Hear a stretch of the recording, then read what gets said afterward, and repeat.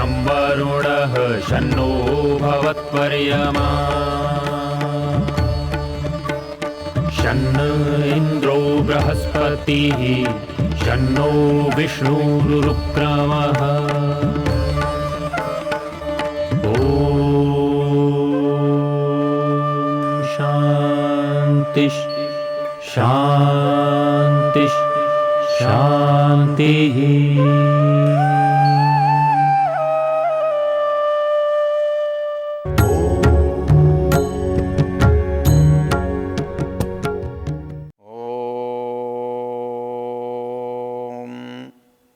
यदङ्गदाशुषे त्वमग्ने भद्रं करिष्यसि तवेतत्सत्यमङ्गिरः। ओम शांति शांति शांति। हम इस वेद ज्ञान की चर्चा में ऋग्वेद के पहले मंडल के प्रथम सूक्त की चर्चा कर रहे हैं और पिछले दिनों से हमारी चर्चा का विषय छठा मंत्र है। जो मंत्र पढ़ा, यदंगदाशुषे त्वमग्ने भद्रम करिष्यसि तवेतत् सत्यमंगिरः, इस मंत्र का ऋषि मधुचंदा है, इस मंत्र का देवता अग्नि है और इस मंत्र का छंद गायत्री है। इस मंत्र के मोटे अर्थ में हमने विचार किया, संबोधन के रूप में अंग आग्ने, हे मेरे प्रिय मित्र अग्नि, त्वम दाशुषे भद्रम करिष्यसि, तू देने वाले का सदा भला ही करता है। तू भला तो करता है पर देने वाले का करता है, नियम पूर्वक चलने वाले का करता है, धार्मिक का करता है। तवेतत् सत्यम, ये बात सच है। एक और विशेषण दे दिया, अंगिरह। पहले अंग कहा, अब अंगिरह कहा। जो पाश्चात्य अर्थ करने वाले कहते हैं अंगिरह, अंगिरा नामक ऋषि है। अरे अंगिरह यहाँ परमेश्वर के लिए, उसी के लिए आया है जिसके लिए अग्नि आया है, उसी के लिए आया है जिसके लिए अंगा आया है, उसी के लिए आया है जो दाशुषे है, उसी के लिए आया है जो भद्रम करिष्यसि है। जो इन सब से इसका जुड़ा हुआ होना आवश्यक है। ये जो अंगिरह है ये इन्हीं से जुड़ी हुई बात है, इसी मंत्र में कही गई है, उसके साथ कही गई है, वो दूसरे से कैसे जुड़ सकती है। तो वो परमेश्वर अंगिरह है। कैसे है? अंगानाम रसः,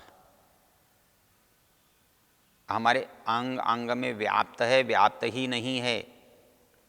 जैसे किसी फल में से यदि आप रस निकाल दो तो उसका क्या बचेगा? गन्ने का रस निचोड़ने से क्या बचेगा? किसी नींबू, टमाटर, संतरे का रस निचोड़ने पर क्या बचेगा? तो वो ये कहता है कि परमेश्वर तू मेरे अंदर रसमय होकर व्याप्त है, तू मेरे अंदर रमा हुआ है। मतलब रस किसी एक स्थान पर नहीं होता।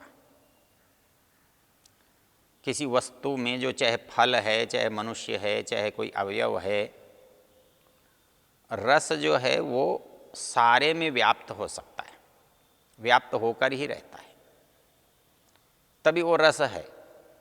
रस्यते, उस रस के अंदर आनंद होता है। रस आनंद का पर्याय है, इसलिए जीव का नाम रसना है। ये रस लेती है, इसमें रस आता है। परमेश्वर को उपनिषदकार ने कहा है रसो वही सह। अरे वो तो रस है, अमृत का भंडार है। और वो अमृत का भंडार क्योंकि सर्वव्यापक है, तो उसका रस किसी एक स्थान पर है क्या? स्थान विशेष, पात्र विशेष में दुनिया के रस निचोड़ करके पात्र में रख दिए जाते हैं, चाहे वो सोम का है और चाहे फल का है। लेकिन हमारे अंदर जो रस है, दो तरह का रस है।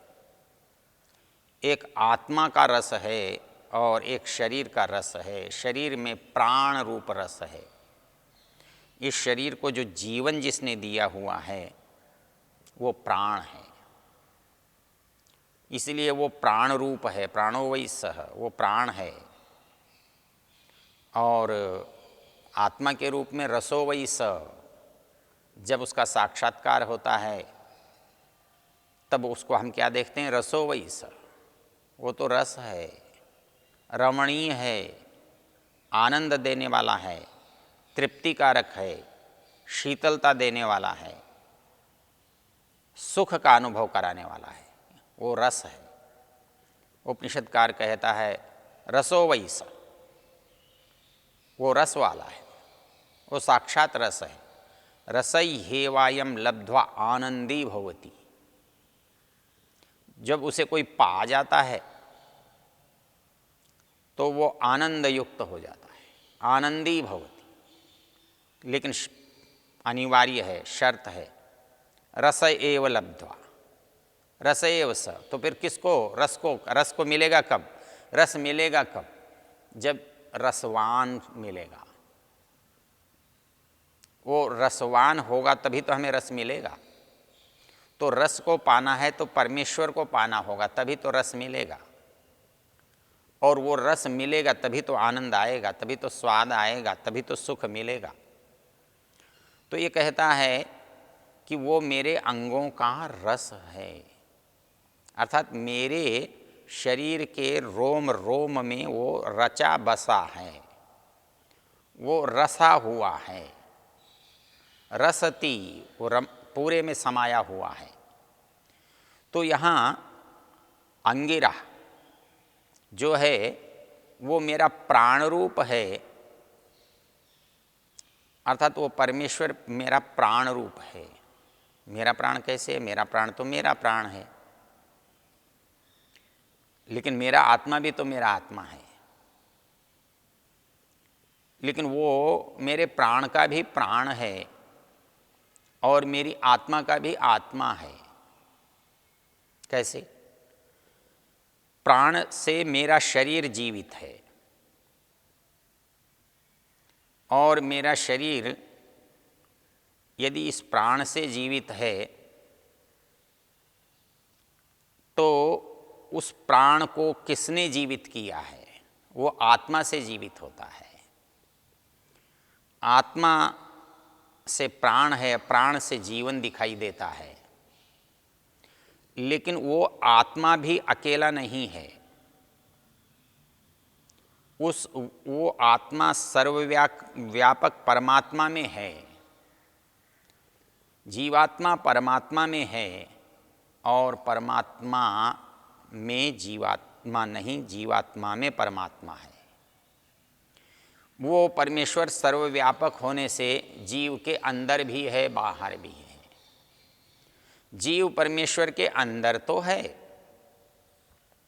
लेकिन जीव परमेश्वर से बाहर नहीं है। क्यों? कि जीव सूक्ष्म है, छोटा है, एकदेशी है और ईश्वर सर्वव्यापक है, बड़ा है, सर्वत्र विद्यमान है। सारा जगत भी उसमें व्याप्त है। वो जगत से बाहर है किंतु जगत उससे बाहर नहीं है। इसलिए इस आत्मा में भी परमेश्वर व्याप्त है।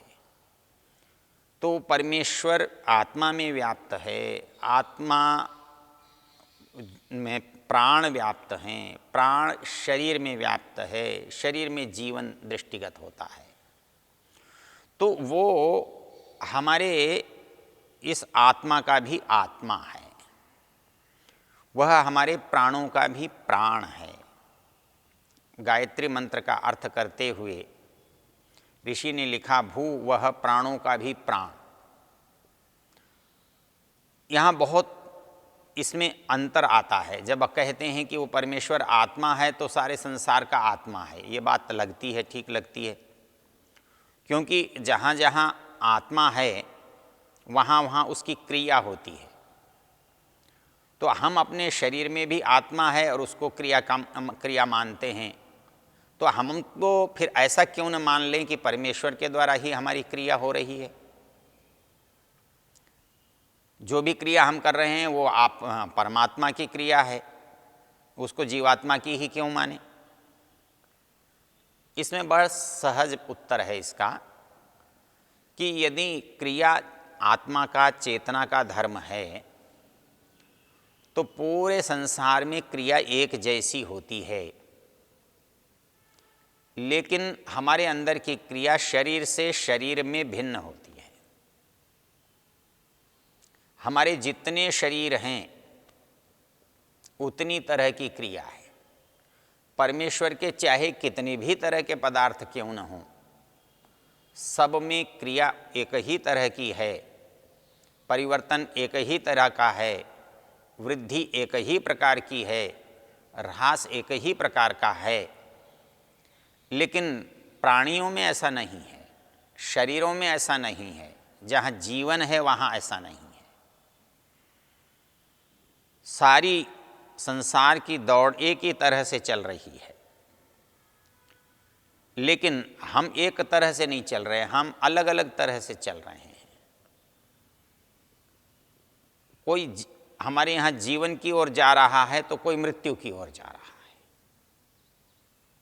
कोई अज्ञान में है तो कोई ज्ञान में है, कोई धार्मिक है तो कोई अधार्मिक है, कोई पापी है तो कोई पुण्यात्मा है,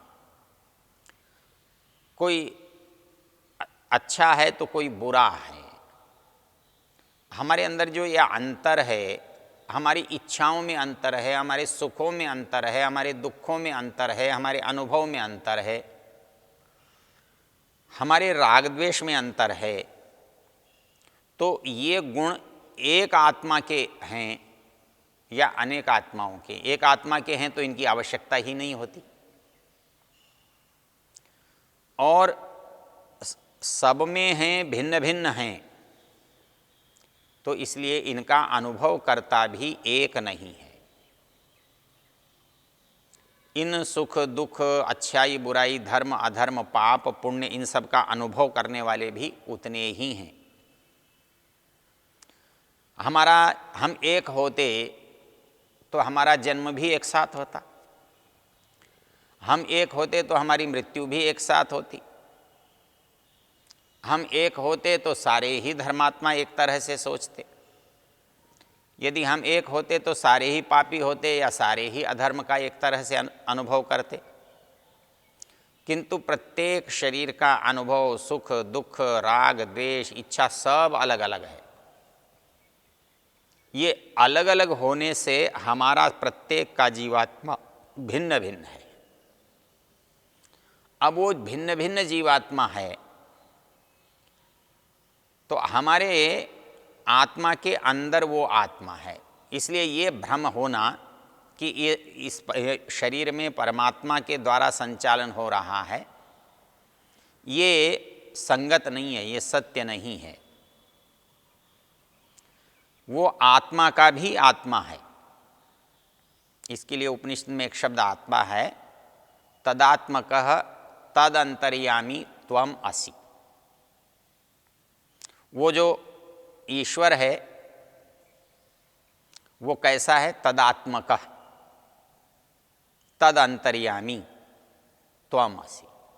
जो तू है आत्मा है, लेकिन वो तेरा आत्मा तदंतर्यामी, उसके अंतर्यामी वो तेरे अंदर है।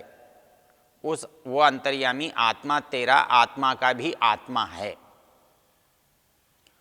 इस तरह से वो मेरे शरीर के सब अवयवों में व्याप्त है, रस बना हुआ है, वो अंगिरा है, वो मेरे अंगानाम रसः, मेरे अंगों को व्याप्त करके रसमय बना के बैठा हुआ है। मैं उसका कहीं भी अनुभव कर सकता हूँ, अपने शरीर में कहीं भी अनुभव कर सकता हूँ। मेरा शरीर का कोई भाग ऐसा नहीं है जो उसकी उपस्थिति से शून्य हो, उसकी उपस्थिति से रहित हो। मैं पूरे शरीर में प्रत्येक समय में उसका अनुभव कर सकता हूँ। उसका ये अनुभव बता रहा है कि वो अंगिरा है, और वो अंगिरा है इसलिए मेरे अंदर व्याप्त है, और उसे मैंने अंगिरस कहा है। मैं जब उसे अपना अंदर का साथी मानता हूँ, मेरे अंदर रहने वाला मानता हूँ, मेरे अंदर रस के तुल्य रमण किए हुए मानता हूँ, इसलिए मैंने उसको संबोधन भी किया है अंग, कि हे परमेश्वर, तू मेरे अंगों में व्याप्त है, मेरे अंगों का रस है। इस दृष्टि से इस मंत्र में जो बातें कही हैं वो परमेश्वर, उसका एक नाम जिसको हमने संबोधन किया है वो अग्नि है, वो अंगिरा है, संबोधन के रूप में वो अंग है, मित्र है, वो मेरे अंदर व्याप्त है, और वह परमेश्वर अपने गुण कर्म स्वभाव से कल्याण का चाहने वाला है, भला चाहने वाला है। उसके साथ कोई भी भला प्राप्त कर सकता है, उसके साथ रह सकता है, सुख का अनुभव कर सकता है। अंतर एक ही है, उसे उदार होना होगा, उसे दानशील होना होगा। यह एक तथ्य छोटा सा ध्यान में रख लिया जाए तो अच्छा रहेगा कि जिसके अंदर देने की इच्छा होती है, उदारता होती है, उसके अंदर सतोगुण होता है। जो देना चाहता है वो सतोगुणी होता है, इसलिए परमेश्वर दानशील को मिलता है, देने की भावना करने वाले को मिलता है, क्योंकि सतोगुण रजोगुण और तमोगुण की दशा में प्राप्त नहीं किया जा सकता। सतोगुण तो आत्मा की पवित्रता की दशा है। जब हम तमोगुण छोड़ते हैं तब रजोगुण में, और जब रजोगुण छोड़ते हैं तब सतोगुण में आते हैं। ऋषि दयानंद कहते हैं, जब हम परमेश्वर में जाते हैं, आत्मा में से परमात्मा का अनुभव करते हैं, तब हम तीनों गुणों से ऊपर चले जाते हैं। गीता की जो पंक्ति है वो यही काम आती है, त्रैगुण्य विषया वेदा निस्त्रैगुण्यो भवार्जुन। अर्थात जब मैं परमेश्वर के पास जाता हूँ तो इन तीनों गुणों से ऊपर उठ जाता हूँ। जब तक मैं तमोगुण में हूँ, अंधकार में हूँ, मोह में हूँ, अज्ञान में हूँ, जब मैं रजोगुण में हूँ तो सक्रिय तो हूँ, लेकिन लोभ में हूँ, लालच में हूँ, राग में हूँ, द्वेष में हूँ। वो मेरी स्थिति रजोगुण की होती है। मैं जब सतोगुण में हूँ, ज्ञान में हूँ, धर्म में हूँ, पुण्य में हूँ, परोपकार में हूँ, लेकिन वेद कहता है कि उससे भी कुछ ऊंचा, उससे भी आगे, अर्थात जब मैं तीनों को छोड़ देता हूँ, तमोगुण को, रजोगुण को, सतोगुण को, और केवल आनंद में रहता हूँ, तब मैं उसे अनुभव करता हूँ, उस रस का अनुभव करता हूँ जिसे इस मंत्र में कहा है, यदंगदाशुषे त्वमग्ने भद्रम करिष्यसि तवे तत्सत्यमंगिर। ओ